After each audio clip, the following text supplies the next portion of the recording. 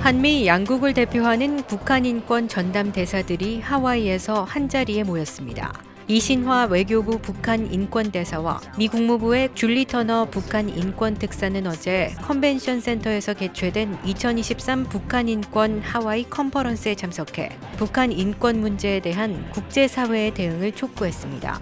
어제 컨퍼런스는 민주평화통일자문회 글로벌전략위원회와 UH 동서문화센터, 주호놀루 총영사관, 민주평통 하와이협의회가 공동으로 주최하고 태평양 포럼, 아시아 다이얼로그, 한미동맹재단 USA, 원코리아 네트워크가 공동 주관으로 열렸습니다. 김명혜 민주평통 글로벌전략특별위원장은 인사말을 통해 오늘 컨퍼런스를 통해 북한의 잔혹한 인권 상황을 알리고 북한 주민들과 탈북민들의 목소리를 대변해야 한다고 말했습니다. We gather here today to listen to our distinguished speakers and panelists, and through their remarks and in-depth panel discussions, we aim to highlight the still appalling conditions in North Korea and call upon the international community, including the United Nations, to take action. Furthermore, in order to improve the human rights situation in North Korea, we must start and take action in Hawaii, which plays a crucial role in the overall Indo-Pacific security. We must also continue to voice our criticism against the Chinese government's brutal policy of forcibly repatriating North Korean refugees. Finally, we must unite and collectively speak out and be a voice for the voiceless in North Korea and North Korean defector community. 첫 번째 기조연설에는 이신화 대한민국 외교부 북한인권국제협력대사와 미 국무부 줄리 터너 북한인권특사, 모리스 단 리버티 대학교 법대 학장이 함께했으며 이신화 외교부 북한인권대사는 북한 인권과 핵 문제를 분리해서 다루는 것은 효과적이지 않다며 두 문제를 평화에 대한 위협과 반인도적 범죄로 간주해 포괄적으로 접근해야 한다고 밝혔습니다. 줄리 터너 미 국무부 북한 인권특사도 기조연설을 통해 미국은 동맹국, 특히 대한민국과 긴밀히 협력해 북한의 심각한 인권 침해와 학대를 지속적으로 조명하겠다며 탈북자들의 목소리를 높이고 북한 안팎으로 자유로운 정보 흐름을 촉진하기 위한 노력을 지원할 예정이라고 밝혔습니다. 이어 진행된 패널 토론에서는 줄리 터너 특사 및 이신화 대사 외에도 수잔 바레스럼 동서문화센터 소장, 랄프 코사 태평양 포럼 평화연구소 석좌, 스티븐 노퍼 아시아 다이얼로그 회장, 모리스 단 리버티 대학교 법대 학장, 그레그 스칼라튜 북한 인권위원회 사무총장이 참여해 하와이에서 처음으로 열린 북한 인권 주제 컨퍼런스에 이의를 더했습니다. 이번 북한 인권 컨퍼런스는 UN 북한 인권 조사위원회 발족 10주년 및 내년 10주년이 되는 UN 북한 인권 최종 보고서 발간을 맞아 다시 한번 북한 인권 실태, 김정은 정권의 계속되는 도발, 그리고 중국의 탈북민 북송에 관한 인식을 높이기 위해서 마련됐습니다.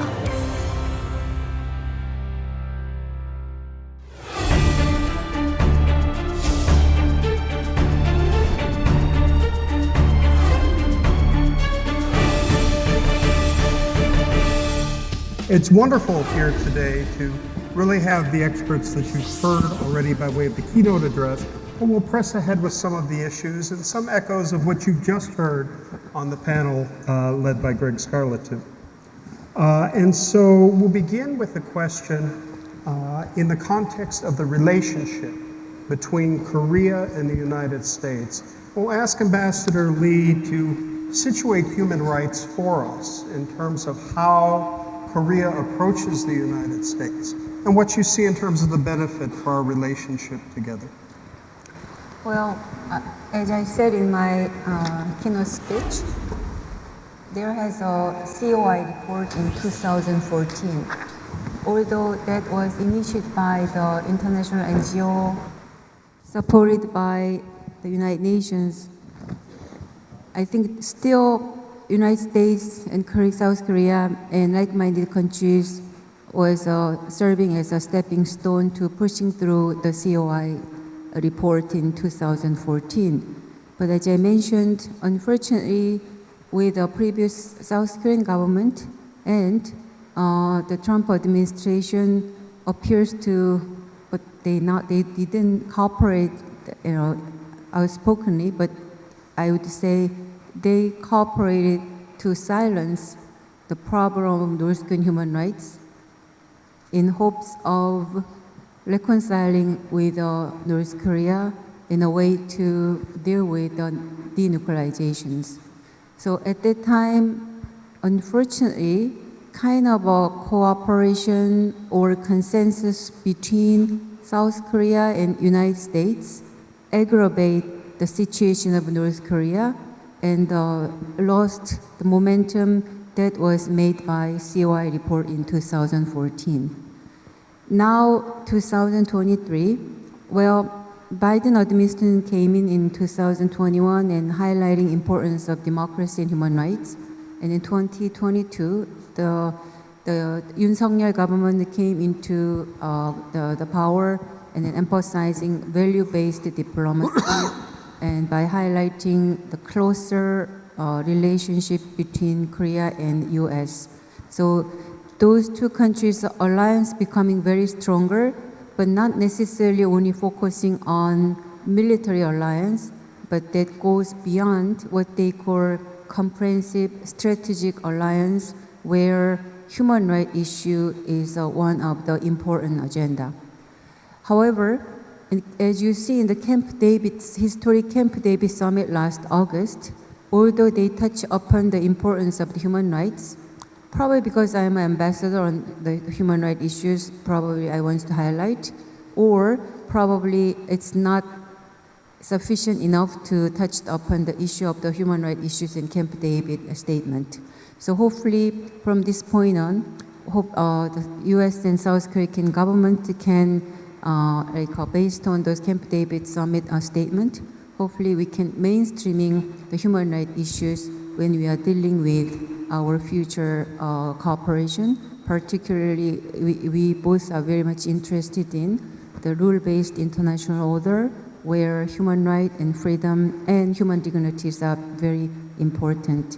So hopefully Julie Turner and myself can be a stepping stones to push forward our mutual government to mainstreaming the human rights issues in the foreign policy agenda, particularly North Korean human rights issues. Thank you, Ambassador Lee. And that look you gave her means a lot, because Ambassador Turner, you are the personification of U.S. commitment on this, and it took a while to put an ambassador for human rights into place, but you were confirmed and now are serving in this capacity. How do you see it in terms of a definition of the alliance in broadening security to really include human security and the issue of human rights as a U.S. priority in the alliance?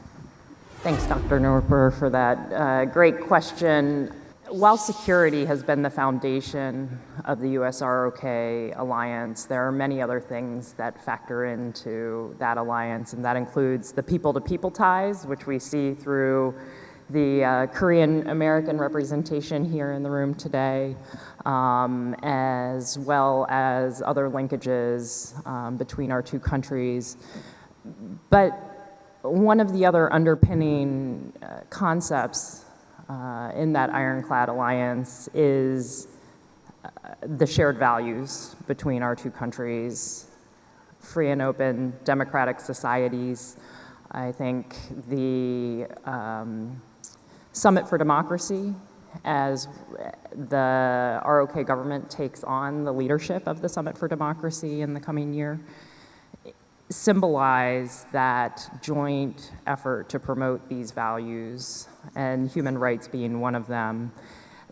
In the last month, we've restarted the US ROK bilateral consultations on North Korean human rights. Human rights was referenced in the Camp David summit, particularly as it relates to POW, abductee, and detainee families. As well as in the state visit earlier this year in April, the joint statement put out by our two leaders emphasizes our shared commitment to free and open societies It emphasizes our concern, our condemnation of the human rights violations in North Korea, and what will hopefully be continued close cooperation going into the future to bring about concrete change for the North Korean people. And I very much do appreciate the close contact and collaboration that I've had with Ambassador Lee. We have been doing many speaking engagements together. We are constantly in communication about how we can carry forward both the values that are underpinned in the Alliance and under the Universal Declaration for Human Rights. Thank you, Ambassador Turner. Ambassador Tan, you have, as you mentioned in your talk, just come from Seoul and have served, both as an ambassador on issues that concern this in the prior administration, and now you represent a voice on the SAGES group, the elders who are advancing this along with the Commission of Inquiry investigators who were welcomed by President Yoon Suk-yeol during the course of your meetings there in Seoul last week. How do you balance issues of security and human rights? And what do you think on this, the 10th anniversary of the Commission of Inquiry report, about what we can do forward to grow awareness or to invigorate the results of the Commission of Inquiry, the most comprehensive report on North Korean human rights atrocities? Yes, the Commission of Inquiry report helped to bring to the forefront of people's minds the gross human rights violations going on in North Korea, I would say more than any other single document. So it's played a major role in that regard. I don't believe that human rights issues should be sidelined in favor of security issues. I think actually addressing them both together increases the chances of solving either crisis or both together. And so there has been a history of sidelining human rights in favor of security, and that does not help because the Kim Jong-un regime fears prosecution. They fear prosecution. And so one of the things I said in Korea is that Korea, based on their constitution, everybody on the peninsula is a Korean citizen, including everyone in North Korea. And they can engage in an in absentia indictment, which means an indictment can happen without any of the North Korean defendants being present in South Korea. If that indictment happens, then there could be a warrant for the arrest of, say, Kim Jong-un. And that would cramp his ability to travel, his ability to go to other countries.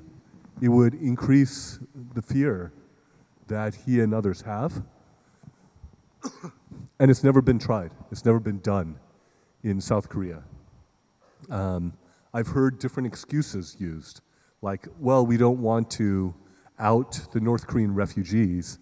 Well, there are ways to protect them by blacking out their names, right? Or calling them Refugee 1, Refugee 2, Refugee 3. There are ways to do that, so that to me is an excuse. There's also the excuse we don't have enough evidence. I think that's nonsense. We have more than enough evidence to move forward beyond a reasonable doubt in regards to the crimes that North Korea is committing against its own people. Further, it's been good to see that the South Korean government is seeking to implement their own North Korean Human Rights Act. And the appointment of Ambassador Lee is one of the ways that has happened. And then the release of the Human Rights Report for North Korea is another way that has happened, and that was the first time that has happened. Furthermore, there could be other mechanisms for prosecution and accountability. There can be a hybrid tribunal that is part international and part domestic, set up to try to prosecute those most responsible for the worst atrocities. Concurrently, there could also be a Truth and Reconciliation Commission set up for those who are least culpable for these mass atrocity crimes. And then domestic prosecution potentially could take the middle area, or it could take part of the top as well. And so this multi-layered approach can help to bring about accountability and justice for the people of North Korea. In the US, Representative Young Kim has been putting forward the reauthorization of the North Korean Human Rights Act this year, but curiously, it has not been reauthorized yet. And also, there has been limited implementation of what is in it, and so a full implementation of a renewed and reauthorized North Korea Human Rights Act in the United States. And by the way, this is very much of a bipartisan issue. Generally, these sorts of votes have little to no opposition from either party. And so, unlike in Korea, there is a lot of unity in America politically around these issues. And so I do want to point that out on the positive side. There are several times that North Korean human rights issues have been raised with the UN Security Council. I believe that should continue. It's been raised in the UN General Assembly. I believe that should continue. It's been talked about in the Human Rights Council. I think every avenue to get the word out, to let people know, the better, as far as I'm concerned. And so these are some of the steps that can be taken to address North Korean human rights issues. Thank you, Ambassador Tone. And let's move from that very comprehensive legal perspective and the insights of an accomplished jurist to really your boots on the ground as a U.S. Marine and now as an analyst par excellence. How do you situate it relative to your definition of security? You've seen that hard security reality, but how do we pull human rights into your definition? And how do we do that in the context of the neighbors? You've spent a lot of time on Japan, on China. How do we place this as a regional issue as well as an issue for the United States and Korea? Okay, well, thanks very much. The way that I would look at it is that warfare, security, defense, it is at least half psychological. It's at least half political. It's not just a question of hardware and numbers of troops and aircraft. You have got to consider the other parts of this. And that's where human rights fits in. And I would say that human rights should be an issue of equal importance as nuclear weapons, as missiles, particularly when it comes to the North Korea issue. Now, how so, when looking at it from, say, a military perspective? Well, the first thing is you have got to have people people understand why you're fighting or why you might have to fight. And that includes both your own military, but also your public. You want them to understand exactly why you need to do this. And it's not just because we feel like it, but rather when you can articulate the nastiness of a regime, the human rights atrocities, as part of the reason why we are fighting. And the Americans did something like this in World War II, the Why You Fight series of movies. But you have to articulate that so the public will support what you do, and human rights is one very important aspect of that. Also, you want other countries and other publics, other peoples to support what you're doing. And once again, if you say, well, we want to do it because they're bad, well, that isn't quite enough. And you have to be able to clearly lay out exactly what the human rights issue is here. And this is something that is important to a certain type of nation, which is our kind of nation, the free nations. Other nations don't. It's not as big an issue. But to us, it's absolutely important. And if you make that case that this is about human rights, in part, that you can bring other countries, other public populations onto your side. And you can bring across the people who would otherwise aid and abet, say, North Korea in this case. And that would be, I could name those countries, but they know very well who they are. They are considered decent, good countries, but they seem pretty happy to do business with North Korea to keep that regime afloat.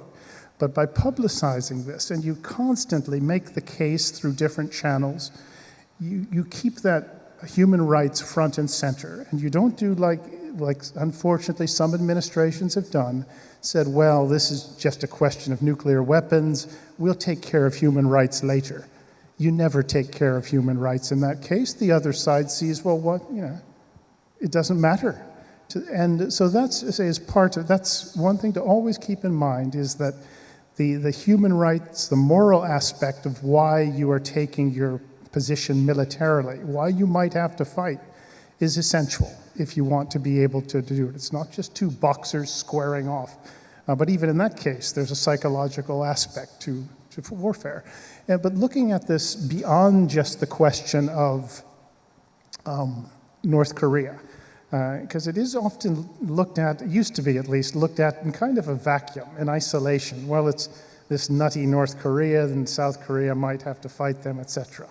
But it really is, there's a regional aspect to this, because what happens on the peninsula very much affects what happens in the rest of Asia, if not the rest of the world. And by the same token, what happens in the region affects what is going to happen on the Korean peninsula. But looking at the question of how you deal, what do you do about it?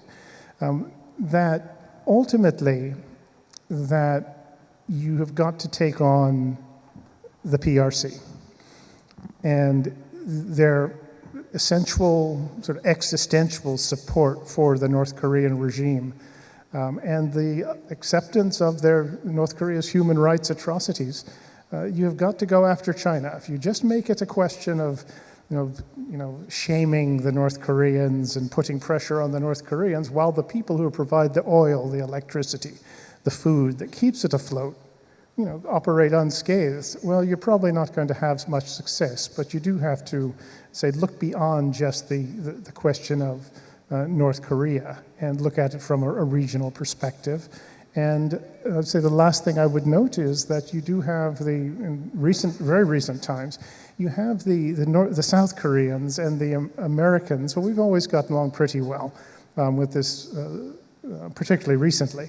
But this move towards improved relations between South Korea and Japan, and something of I wouldn't call it an alliance, but certainly some pretty good cooperation. This is very important. And it really is something to be applauded and credit where it's due in all quarters. And the last thing I would note is that one often, particularly on you'll often hear that, the North Koreans and the Chinese, they don't care. Yeah, you can criticize them, but they don't care. But actually, in actual fact, whenever we have made human rights a key issue and have really pushed it, they don't like it. And which tells you that you're doing something right. So those are just a few ideas, and it's not just a question of hardware, but it's very much a psychological, political aspect to all of this, and human rights needs to be, as I say, front and center, even when the military is thinking about it. So. Ambassador Lee, these issues are complex. You've outlined a number in your address today. We've heard some of that complexity in the testimonial a moment ago. And Grant has just mentioned nuclear. You said something in your address that may have caught some ears here about looking at the nuclear issue from a human rights bent, that there is a vulnerability associated with human security. And so I'm wondering, as you prioritize the plethora of issues, the endangerment to women, the threat now posed by nuclear, others, how do you see, for example, that one on nuclear as an issue? It's one we've heard less about. But you're really providing a much broader expanse to how we define these human rights concerns. I think we have to, in the first place, think about what is the intention of North Korean regime to develop the nuclear weapons. I think it is obvious. They want to maintain their dynastic regime. It's already third generation dynasty there, and appears to they prepare for the fourth one, unfortunately, right, as they highlight their daughter. So what I'm saying is, I think they try to do, or at cost, to maintain this Kim regime. For that, for the external strategy is try to build up their military muscle. And basically, they need some help from China, and to some extent Russia for now. I do believe their end state is they want to make a normalization process with United States. At the same time, they want to keep their nuclear status. I think that is the last thing we South Korea wants to see. Therefore, I think denuclearization might be hard as long as the Kim Jong-un maintain his regime, or any Kim family continue to the regime continuities. Therefore, I think it is very important for us. South Korea should cooperate with the United States very closely to get some red line. That red line have to be like this. Probably we need to think about different way of discussing or negotiating about denuclearization, because for now we've been working very hard for about 2 to 3 decades to denuclearize North Korea, but it didn't work. So that we might need some kind of negotiable process we are required. However, I think end state is no arm reduction talks with North Korea and US without any consultation with South Korea. I think that should be our red line. So I hope the US is the longest and most successful alliance in history of us, right? So that I think US should keep on mind for that one. And on the other hand, internal strategy of North Korea to maintain their regime is very tight control over their populace, because they cannot allow any single oppositions from within, because they know their regime is pretty strong, because it's only maintained by very tight control and the politics of fear. So if they give a little bit of room for people to think about the possibility to change what they are, they know that might collapse overnight. So I think that is the last thing the Kim regime and the small number of the elite group that try to avoid. Therefore, I said on one hand, the nuclear and missile threat, and on the other hand is the human rights violation, is very much linked together. And particularly, I'm not going to repeat again since I already talked, particularly in terms of financing and labor. So I think we have to cut off that linkage. For that, probably number one, those sanctions has to be very targeted, lessons from Magnitsky's law, so that hopefully we, South Korea, can develop some Korea version of Magnitsky's, so that we can identify some detailed list of those individuals who commit some kind of a crime against humanity and etc. On the other hand, I think number two, US can do something. That means assuming North Korea's final goal is negotiating and normalizing their relation with the United States, I think they have to be more eager to give North Korea for what they could do and what they couldn't do.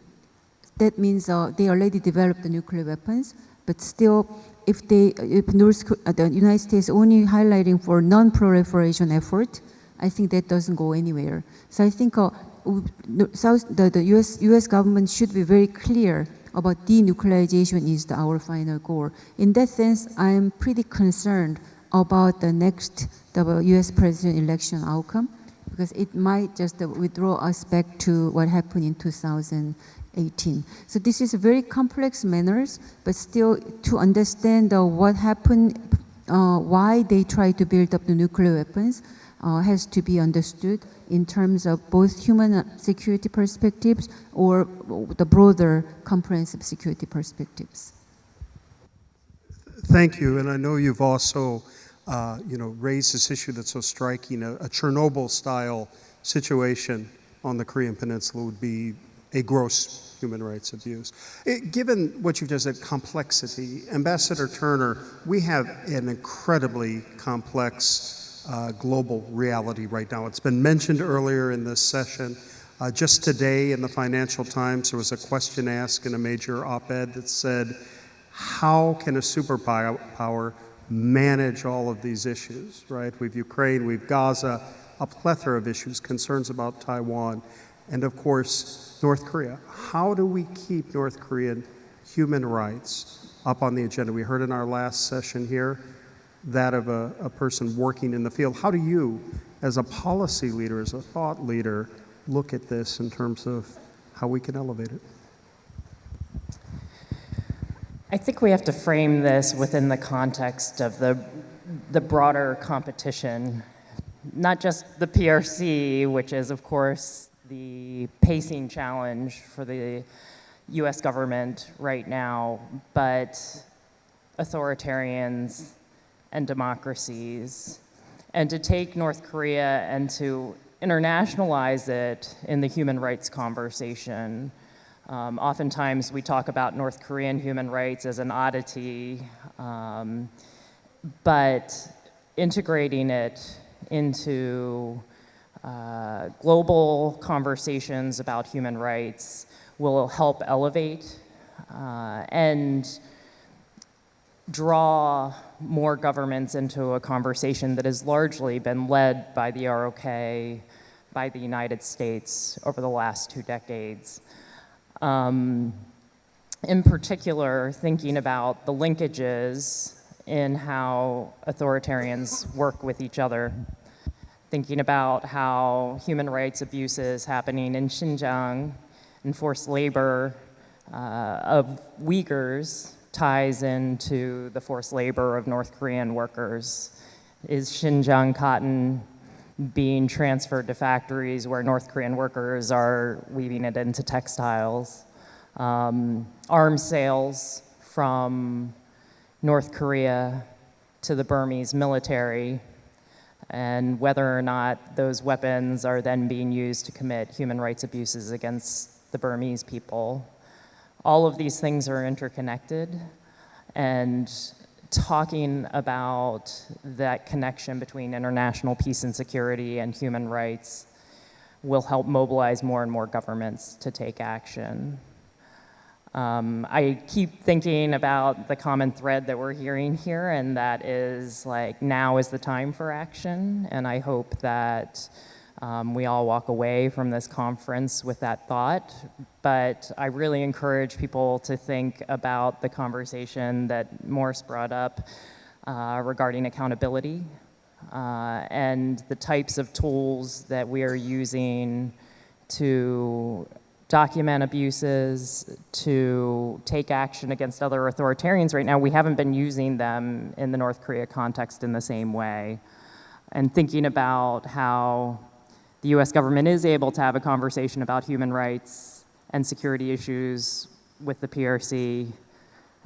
We do it with the government of Vietnam as well.